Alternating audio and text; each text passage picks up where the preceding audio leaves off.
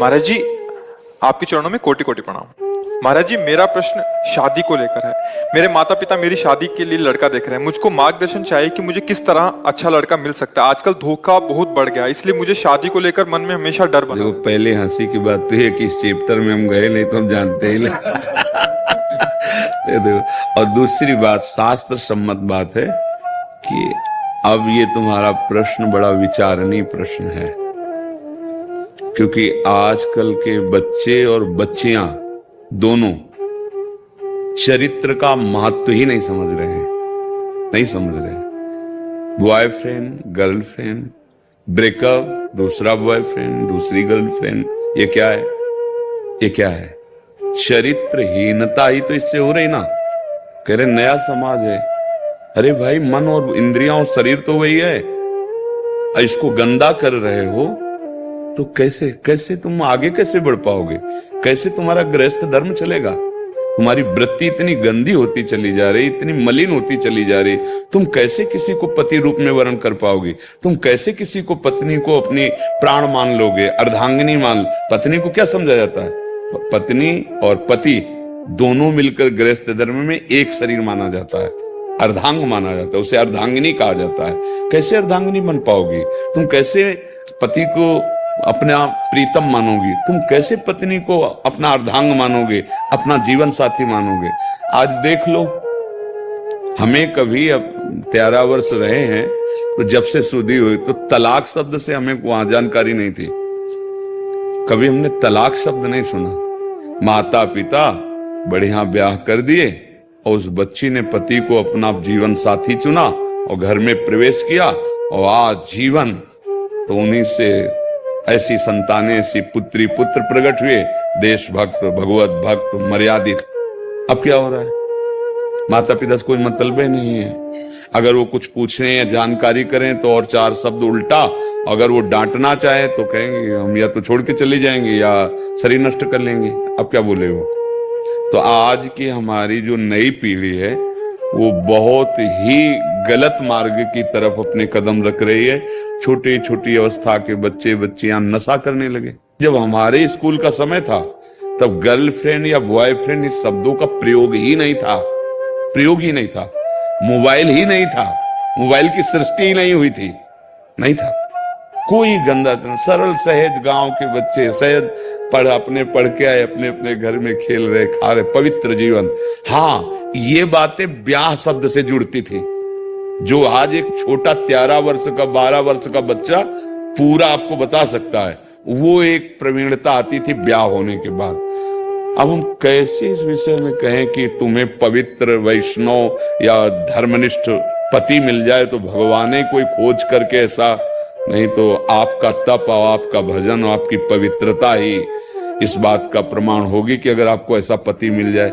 नहीं तो आज जो समय है, मतलब बहुत ही गिरता चला जा रहा है हमारा समाज। कौन ऐसा निकलेगा जो शराब न पिए? कौन ऐसा है जो व्यसन रहित है? कौन ऐसा जो व्यभिचार रहित है? एक संयम में चल रहा। कहां? अगर होगा कोई तो लाखों करोड़ों में 1-2 ऐसे अंगुली कर सकते हो कि 1 या 2 ऐसे जो अपनी पत्नी से केवल प्रेम, अपने पति से केवल प्रेम। और बच्चा है तो जब तक माता पिता पाणी ग्रहण न कर दें तब तक ब्रह्मचर्य। भैया, अब इसका उत्तर तो मतलब भगवान ही तुम्हें दे सकते कि तुम्हारा ऐसा पति हो। अब आप कितना तपस्वी हैं, कितना भजन करते हैं, कितना आपने पुण्य कमाया है, उसके फलस्वरूप आपको कैसा मिलेगा? अच्छा, हम तभी आशा रखें आपको सुधारने की जब हम सुधरे हुए हों। तो ऐसे ही अगर आप धर्म के अनुसार नहीं है तो आपको असंभव है, ऐसा नहीं मिल सकता। अगर आप धर्म से युक्त हैं तो भगवान ने कहीं ना कहीं तो व्यवस्था की होगी, पर बहुत मुश्किल है। वो भगवान ही मिला दे तो है, नहीं तो बड़ा ही मुश्किल, बड़ा ही मुश्किल है।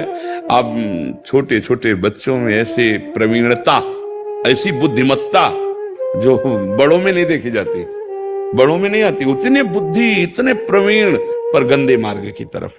अगर उसको अच्छे मार्ग में लगा देते तो बहुत अच्छे बन जाते, पर वो गंदे मार्ग। हम ये आपको हाथ जोड़कर प्रार्थना करते हैं, जिसका चरित्र ठीक नहीं वो कुछ नहीं कर सकता, कुछ नहीं कर सकता। किसी डिपार्टमेंट में कुछ नहीं है। 4 दिन की चांदनी, इसके बाद जो कालिक पोतेगी, चाहे कोई पदाधिकारी हो, कोई भी हो, अगर चरित्र ठीक नहीं है तो माना कि कुछ दिन तुम चमक लो, हाइलोजन की तरह फ्यूज हो जाओगे, फ्यूज हो जाओ, और चरित्र ठीक है तो दीपक की तरह भले जलो, लंबे समय तक तुम्हारा यश कीर्ति सुख समृद्धि बनती रहेगी। मान लो हमारी प्रार्थना, ये चरित्रहीनता जो आ रही है अपने बच्चों में, अपने भाइयों में, अपने बहनों में, समाज में, इसको अगर हम एक एक करके सुधारें तो सुधर सकता है। हम अपने को पहले सुधारें, एक एक सुधारें तो सुधर सकता है, नहीं तो सही बात आपसे कहते हैं, ये सब स्वाप्निक बातें रह जाए कि कोई पवित्र कन्या पाणी ग्रहण या कोई पवित्र वर पाणी ग्रहण।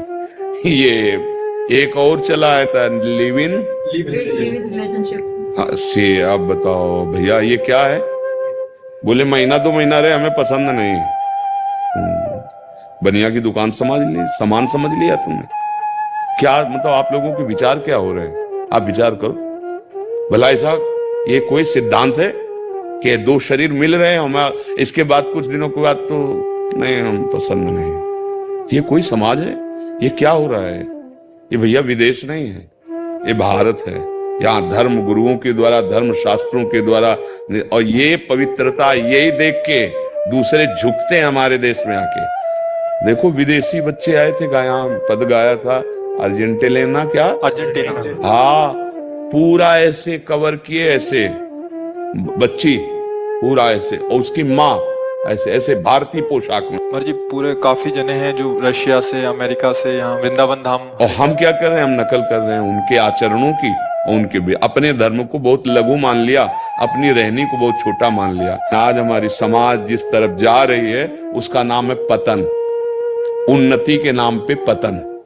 बस इतनी बात समझ लो। जिसके हृदय में देखो विग्रह, मतलब लड़ाई झगड़ा दोष, इतने बड़े बच्चे इतनी बदतमीजी से माता पिता से बात करते देखे जाते हैं कि लगता है क्या ये जीवन में उन्नति करेंगे। अरे विद्या पढ़ रहे हो तो तुम्हारे अंदर विनय आनी चाहिए, झुकना आना चाहिए, पवित्रता आनी चाहिए। ये राक्षसी बुद्धि कैसे आ रही है आज के बच्चों में? खान पान बिगड़ा हुआ, चरित्र बिगड़ा हुआ, तो फिर हमें तो सखी नहीं लगता ऐसा कि आगे चल करके ऐसा कुछ। अभी तो मिल सकते हैं, ऐसे भी होंगे, भगवान कृपा करें आपको जैसी आपकी भावना वैसा जीवन साथी मिले, पर बहुत कठिन है, बहुत कठिन है। बस हमें यही प्रार्थना करते अपने बच्चों को बचाओ, चरित्रहीनता की तरफ बढ़ते चले जा रहे हैं, इनको बचाओ। अगर ये नई पीढ़ी थोड़ा सुधार हो गई तो थोड़ी तो शांति आ जाएगी। आप लोग सहयोग ना करोगे तो हमारे इन प्रवचनों का कोई फल नहीं, क्योंकि आप माता पिता हो, आप बुजुर्ग हो, आप अपने बच्चों से मित्रवत व्यवहार करो, उनको समझाने की चेष्टा करो। तुम जिधर जा रहे हो बहुत गंदी बात है, बहुत गलत है। इससे मतलब आगे की सब जीवनी बेकार हो जाएगी, सब जीवनी बेकार। खोखले बच्चे हो रहे हैं, ब्याह का उत्साह होगा क्या है? हमने तो गांव में देखा है, जब ब्याह की बात आती थी तो उनको उमंग आती थी कि अब गृहस्थ में प्रवेश हो रहा है, अब दोनों जीवन साथी मिलकर एक नवीन सृष्टि का निर्माण करेंगे, नवीन समाज का निर्माण होगा, या समाज का निर्माण होगा। पहले ही अपनी सब भावनाओं को गंदी कर लिया। इसलिए बच्चों से प्रार्थना है कि सावधान रहे, और माता पिता से प्रार्थना है कि किसी तरह हमारे नवीन बच्चों के दिमाग में बैठ जाए कि ब्रह्मचर्य नाश करना जीवन का नाश करना है, ये चरित्र का नाश करना जीवन का, ये नींव है। चरित्र नहीं भाई तो फिर महल नहीं बन सकता, नींव नहीं है। चरित्रहीन की कहीं कोई भी अब जैसे कहा जाता है कि भाई विदेशों में तो देखो, मान लो उनका कोई ऐसा नियम नहीं, नए बच्चे उदाहरण देते हैं और बड़े सुखी देखे जाते हैं। क्या सुख मानते हो? मलमूत्र के भांड को तुम सुख मानते हो भारतीय होकर? इस शरीर को सुख मानते हो? कितने दिन टिकेगा? एक मिसाइल गिरी के हजारों मिडिया मेट हो, कहां गया सुख तुम्हारा? सब छिन्न भिन्न, सब नष्ट। हाँ, राम कृष्ण हरि, संयम से अभी प्राण छूट जाए, अब हम परम सुख को प्राप्त होंगे। इसी को जानने के लिए बड़े बड़े आते हैं और भारत के ऋषि मुनियों के चरणों में बैठ करके ना वो उस बात को समझते हैं। कहीं भी मोक्ष परम पद की चर्चा नहीं विश्व ब्रह्मांड में, ये केवल भारत में है। कहीं भी जितेंद्रियता, पातिव्रत, ये सब कहीं नहीं मिलेगा आपको, ये भारत में मिले। ये भारत धर्म देश है, ग्रंथों में लिखा है भारत में जन्म होना। हाँ, यहां से दीक्षा लेकर, यहां से मतलब भारतीय ऋषियों की शिक्षा लेकर देखो कितना नाम कीर्तन विदेशों में भी हो रहा है, उनको भी परम पद मिलेगा। चाहे जहां रहो भगवान का भजन करो, अच्छे से रहो। हम देखते हैं धोती बगलबंडी, मस्तक पे तिलक, चोटी, विदेशी विदेशी लोग साड़ी ऐसे ढक के ऐसे, ये हमारी भारतीय वेशभूषा है। इसको अपमान समझ और वो इसे गौरव समझने लगे हैं हम अपने को। तो इसलिए सुधार की कैसे सुधार, पढ़ लिख कर बड़े पदाधिकारी बने और उद्देश्य बन गया धन, तो सेवा का भाव रहेगा नहीं, फिर ऐसे पाप होंगे कि दुर्गति होगी। इसलिए भाई राधा राधा राधा।